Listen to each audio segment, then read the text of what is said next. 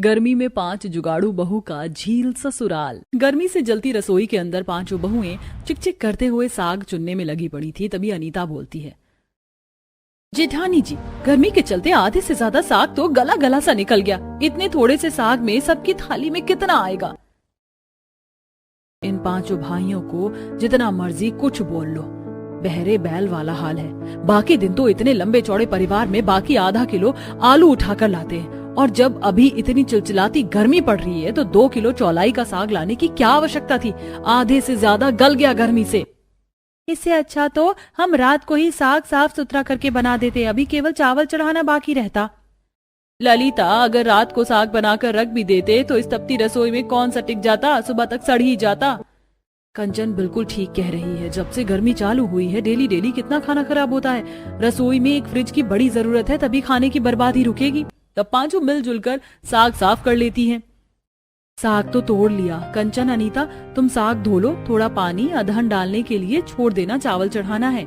कंचन साग वाला सूप लेकर धोने के लिए जाती है तो बाल्टी में कम पानी था। सरला दीदी, बाल्टी में तो मुश्किल से 1-2 मग्गा पानी है। इतनी मिट्टी, किनकिन वाले साग धोने में 1-2 बाल्टी पानी लगेगा। कंचन, ये पानी पतीले में पलट लो और बाल्टी दे दो। मैं पड़ोसन कांता काकी के यहाँ दे आती हूँ, 1 बाल्टी पानी मांग लाती हूँ। अनीता बाल्टी लेके जैसी बाहर आती है तो सास रेवती टोकती है, अनीता बहू, ये बाल्टी लेके कहाँ चल दी? रसोड़े में पानी नहीं है क्या? माँ जी, बिल्कुल सीमित पानी है, साग धोना है और पीने को भी नहीं है। इस पर रेवती झिझकते हुए कहती है, तुम लोगों का तो पानी खर्चा करने में कोई लिमिट नहीं है। गर्मी का मौसम चल रहा है, सप्लाई का पानी 2 हफ्तों से बंद है। 2-3 दिन में एक बार सरकारी टंकी आती है। अरे सब्जी धोया, कपड़े धोया, पानी फेंका मत करो, उसे अन्य घरेलू काम में इस्तेमाल किया करो। गरीब रेवती अपने 5 बेटों, बहू, पोते पोती के साथ सस्ते से पुराने किराने के मकान में रह रही थी।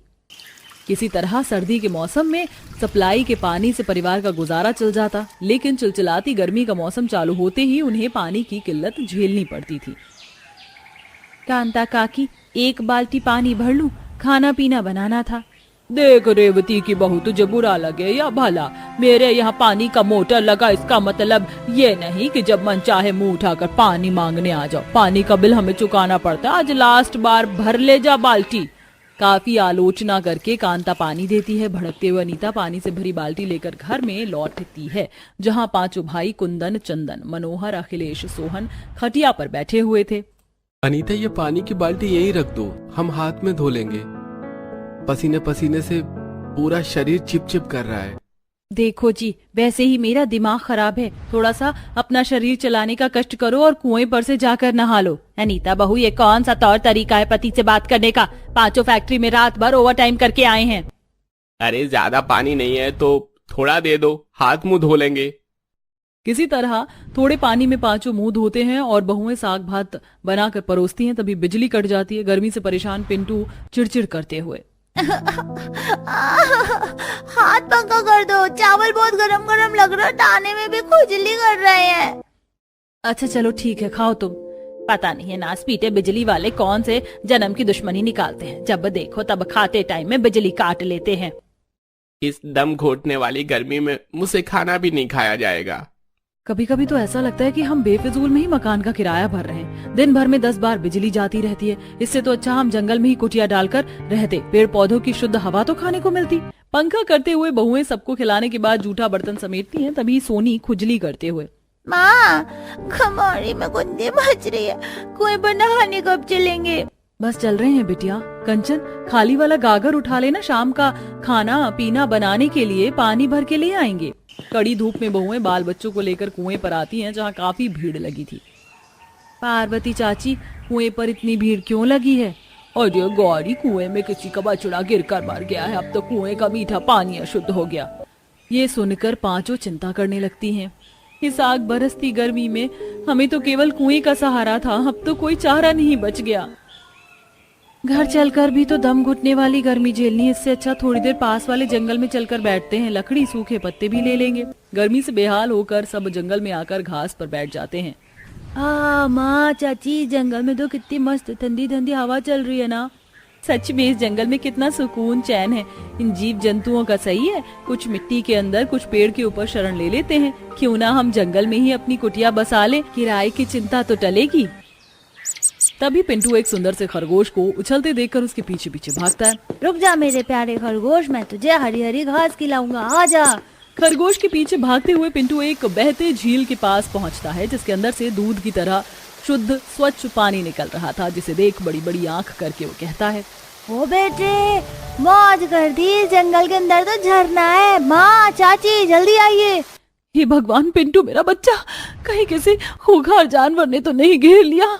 पांचों जुगाड़ बहुएं आकर ठंडे पानी का विशाल झील गिरते देखकर प्रसन्न हो जाती हैं। तभी कंचन कहती है, ये सच है या सपना? इतने गहरे पानी के अंदर इतना खूबसूरत झील है, ये तो जीता जागता स्वर्ग है। कंचन, वो देखो, इस झील में उसे जिंदा पहाड़ी से पानी निकल रहा है। तुम्हें पता है झील का पानी अमृत जितना मीठा होता है। गौरी के कथन पर ललिता पानी चखती है, जो कि काफी मीठा और दूधिया था। सचमुच इस झील का पानी चाशनी जितना मीठा है, मेरा तो मन तृप्त हो गया। लगता है इस झील के बारे में किसी को नहीं पता, तभी इतना एकांत है। चलो नहाते हैं। पांचों बहुएं झील के ठंडे पानी में खुले में स्नान करके पानी भरकर घर वापस आती हैं। अब रोजाना ही जुगाड़ू बहू झील किनारे घंटे तक विश्राम करती और पानी भरना, कपड़े धोना सब कार्य निपटाती। बहुओं, क्या बात है, आजकल तुम लोग कुएं पर बहुत देर करने लगी हो। दादी, हम कुएं पर नहीं, झील में नहा कर आते हैं। झील में? सरला बहू, पिंटू क्या बोल रहा है? सरला उस झील किनारे पहुंचने तक का सारा यात्रा वर्णन बताती है। तभी पांचों के पति परेशान होकर आते हैं। तुम सब लोग जल्दी जल्दी से घर का जरूरी सामान बांध लो, आज के आज घर खाली करना है। मनोहर, ये तो क्या बोल रहा है? और कुंदन, चंदन, तुम तो बोलो, मुंह में दही जम गई है क्या सबके? माँ, ये घर मकानदार ने किसी और को बेच दिया है। हम घर देखने गए थे, लेकिन हर जगह इतना हाई फाई किराया है कि कुछ समझ में नहीं आ रहा है। कहाँ भटकाते फिरेंगे आप सबको? तभी पांचों जुगाड़ बहुओं का दिमाग चलता है। मंजली बहू गौरी कहती है, आप सब लोग चिंता मत कीजिए, चलिए। जरूरत का सामान समेटकर सब झील के पास आ जाती हैं, जहाँ काफी जमीन खाली पड़ी थी। अब हम इस झील किनारे ही अपना ससुराल बसाएंगे। मगर इस झील किनारे घर बनाना कैसे संभव है? ना औजार है, ना कुछ। कुंदन जी, पहले के युग में आदि मानव पत्थरों के औजार बनाकर प्रयोग करते थे, पत्थरों और घास फूस के घर में रहते थे। हम भी वैसी बनाएंगी। बहू, मगर इस झील किनारे बहुत काई जमा है, फिसलन भी है, इसको साफ सुथरा करना होगा। तुम सब मिलकर इस जगह की काई हटाकर साफ करो, हम लकड़ी काट कर लाते हैं। पांचों के पति जंगल से लकड़ी काट कर लाते हैं और बहुएं झील के किनारे की जगह को साफ सुथरा करके अलग अलग भागों में बट जाती हैं, जहां सरला ललिता अंजीर फल का पेड़ देखती हैं। ललिता, देखो जरा, ये तो अंजीर फल का पेड़ है, चलो इसे तोड़ लेते हैं, खाने के काम आएंगे। वहीं दो बहुएं नदी से चूल्हा और रसोई का सामान बनाने के लिए मिट्टी, केले, अरबी के पत्ते वगैरह इकट्ठा करके लाती हैं। वहीं दो बहुएं झील में से कटे हुए मछली फंसाकर निकलती हैं। अनीता, देखो इस बार मैंने झील में से कितनी बड़ी और विशाल झींगा मछली पकड़ी है, आज तो दावत खाएंगे। पूरा समय लगाकर पांचों भाई झील किनारे ही मजबूत घर टिका लेते हैं और बहुएं मिलजुल कर खाने पीने की तैयारी करती हैं। और वहीं पांचों बहुएं झील में मछली पालन करने लगती हैं और झील किनारे के कुछ हिस्सों को साफ करके खेतीबाड़ी भी उपजाती हैं। इस तरह सब झील किनारे वाले ससुराल में गर्मी में सुलभता से रहन सहन करते हैं। बारिश में बिना छत का गाँव। माँ, दादी, धूप चली गई, मौसम कितना ठंडा ठंडा हो गया है ना, और ठंडी हवाएं भी चल रही हैं। लगता है बारिश होने वाली है, इस बार तो हम बारिश में खूब भीगेंगे। चल राजू, कागज से अपनी अपनी नाव बनाते हैं और फिर रेस लगाएंगे। पूरा आसमान काले बादलों से ढक गया है, लगता है आज बहुत तेज बारिश होने वाली है। अब क्या करेंगे हम अगर बारिश हो गई तो? अगर हम अभी से ही डरेंगे तो आगे क्या होगा? ये परेशानी तो अभी काफी लंबे समय तक चलने वाली है। ठीक से बांधिए ना तिरपाल, उधर का कोना अभी ठीक से ढका नहीं है, सारा बारिश का पानी घर के अंदर आ जाएगा। मैं तो तिरपाल बड़ा ही लाया था, ये छोटा कैसे पड़ गया? अगर इस तरह ज्यादा खींच लूंगा तो दूसरी तरफ से निकल जाएगा। एक काम करो, तुम कोई पन्नी ले आओ, मैं वो यहाँ बांध देता हूँ। इस बार तिरपाल आप मजबूत लाए हैं ना? पिछली बार याद है ना कि कैसे जरा सी तेज हवा में ही हमारा तिरपाल उड़ गया था, जिससे घर का सारा सामान बारिश के पानी में भीगकर खराब हो गया। आसमान में काले बादल छा जाते हैं। गांव के हर एक परिवार में एक अजीब सी परेशानी का माहौल छा गया था। सभी लोग अपनी टूटी या बिन छत वाले घर को तिरपाल से ढकने में लगे हुए थे। थोड़ी देर में काफी तेज बारिश शुरू हो जाती है।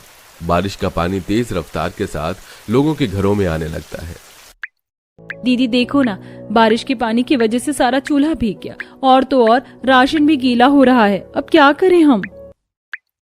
पूनम जल्दी से राशन उठा और उस चारपाई के नीचे रख दे। मैं तब तक घर का बाकी का सामान भी इधर उधर करती हूँ। माँ मैंने छत के नीचे बर्तन लगा दिया है। हे भगवान, ये बारिश तो रुकने का नाम ही नहीं ले रही है।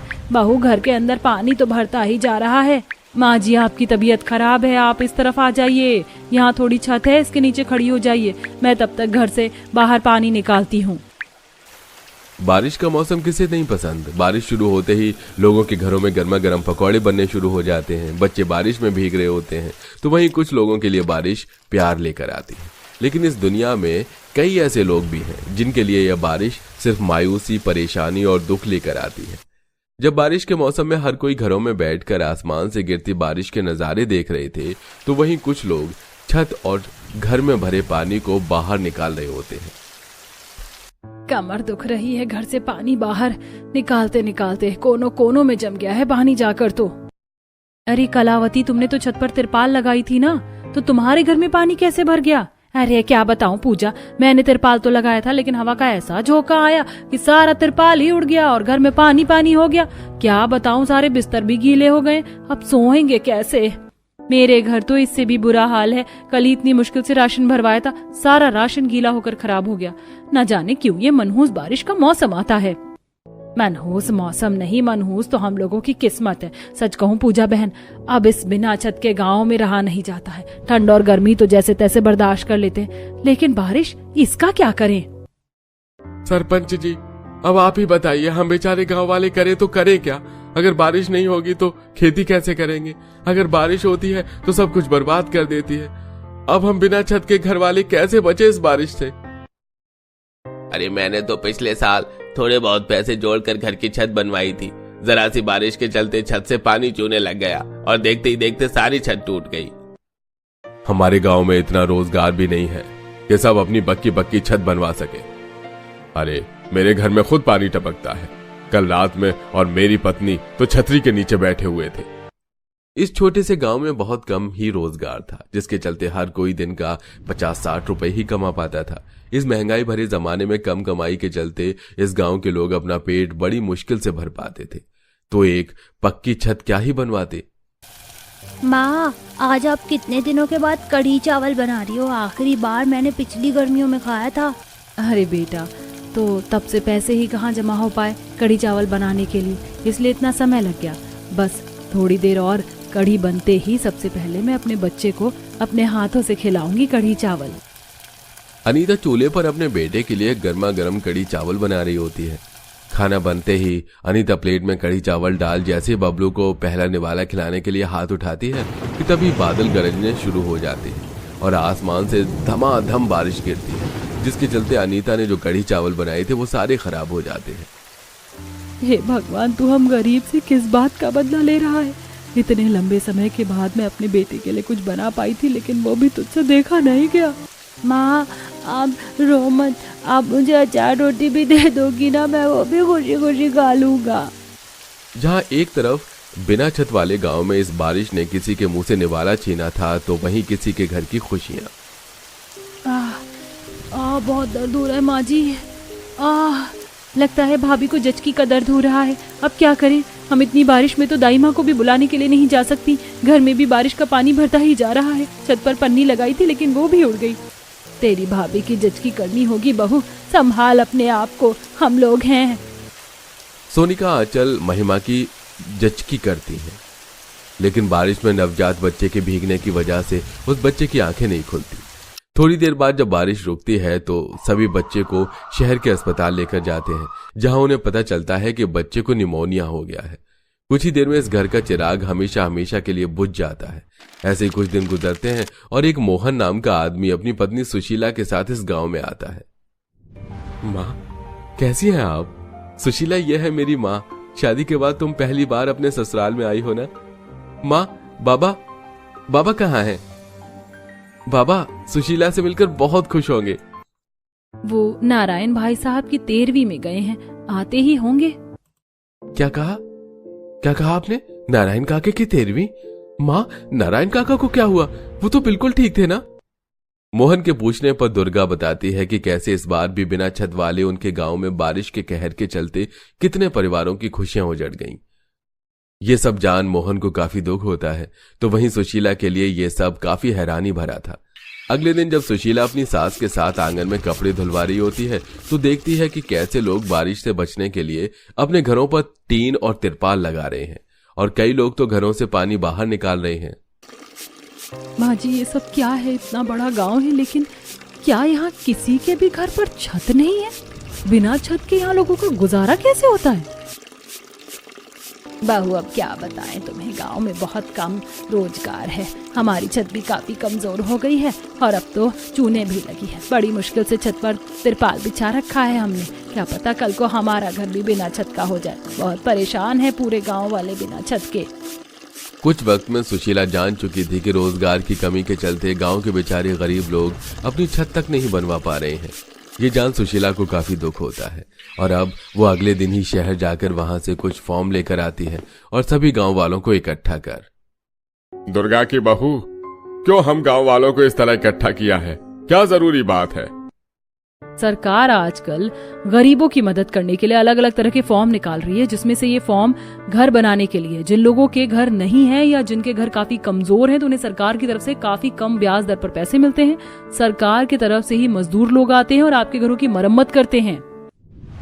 जेब में पैसे होंगे तो सरकार को पैसे देंगे। यहाँ हमारा रोजगार नहीं है और तुम सरकार को पैसे देकर छत बनवाने की बात कर रही हो।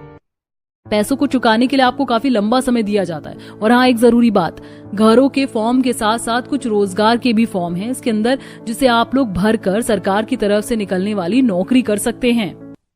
सुशीला की बात सुन गांव के कई सारे लोग घरों के लिए तो कई सारे रोजगार के लिए फॉर्म भरते हैं। कुछ ही वक्त में सरकार की तरफ से मजदूर लोग आकर सबसे पहले लोगों के मजबूत छत बनाते हैं, तो वहीं कुछ वक्त में सभी लोगों को अब सरकार की तरफ से एक रोजगार भी मिलता है। सबकी छत बनने के बाद आज एक बार फिर मौसम खराब होता है।